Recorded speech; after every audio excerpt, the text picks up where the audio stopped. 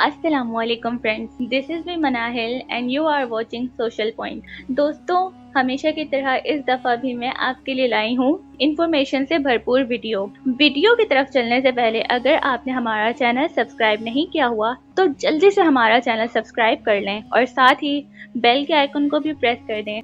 दोस्तों, कोई भी काम छोटा या बड़ा नहीं होता। अगर दिल लगाकर पूरी लगन और मेहनत के साथ किया जाए तो कामयाबी आपको जरूर हासिल होती है। दोस्तों, इसी की मिसाल पूमा ब्रांड और एडिडास ब्रांड है। दुनिया के जितने भी इस वक्त स्पोर्ट्समैन हैं और एथलीट्स हैं, वो सब पूमा ब्रांड और एडिडास ब्रांड के ही जूते पहनते हैं। दोस्तों, ये बात जानकर आपको बहुत ज्यादा हैरत होगी कि जिस ब्रांड पर आप आंखें बंद करके यकीन करते हैं, उसकी शुरुआत एक छोटे से लॉन्ड्री से हुई। इसकी शुरुआत रुडोल्फ बोसलर और एडोल्फ बेसलर ने की, जिनका निक नेम एडी और रूडी था। ये दोनों भाई किस तरह आगे चल के एक दूसरे के दुश्मन हो गए और आगे जाके ये दोनों अलग हो गए, ये तमाम स्टोरी हम आपको बताएंगे इस वीडियो में। दोस्तों, एडी और रूडी दोनों सगे भाई थे और उनके वालिद जर्मनी की एक फैक्ट्री में जूते सीने का काम करते थे और उनकी माँ भी ज्यादा पैसे कमाने के लिए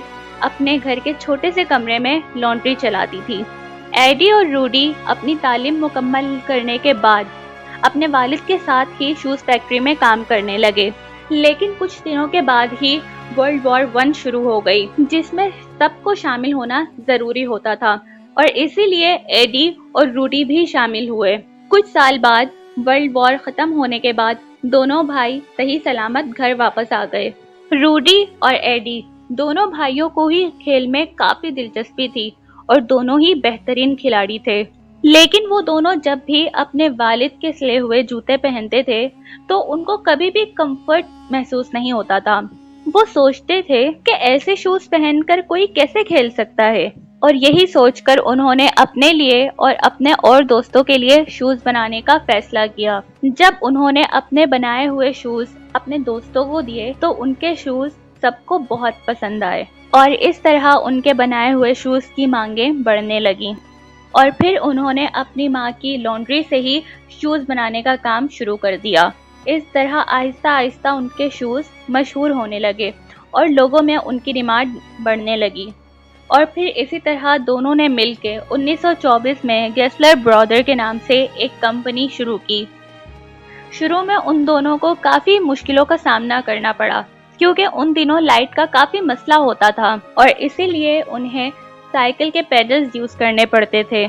लेकिन वो कहते हैं ना कि अगर इरादे पक्के हों तो किसी भी मंजिल पर पहुंचना नामुमकिन नहीं है, और यही हुआ उन दोनों भाइयों के साथ भी। धीरे धीरे उनका बिजनेस बढ़ता चला गया, लेकिन उनकी कंपनी को सही कामयाबी 12 साल के बाद 1936 में समर ओलंपिक्स के दौरान मिली, जब बहुत कोशिशों के बाद एडोल्फ गेसलर ने उसी वक्त के बेहतरीन खिलाड़ी जेसी आर्म्स को अपना शूज पहनाकर खेलने पर राजी कर लिया। और पता है, जेसी आर्म्स ने उस ओलंपिक्स में 4 गोल्ड मेडल्स हासिल किए और उसी के साथ पूरी दुनिया के खिलाड़ियों में गेसलर ब्रदर्स के शूज मशहूर होने लगे और फिर 1938 तक उनकी कंपनी हर साल 2 लाख जूतों की बिक्री करने लगी। लेकिन फिर दोनों भाइयों में इख्तलाफात पैदा होने लगे और दोनों एक दूसरे से हसद करने लगे और फिर आखिरकार दोनों ने अलग होने का फैसला किया।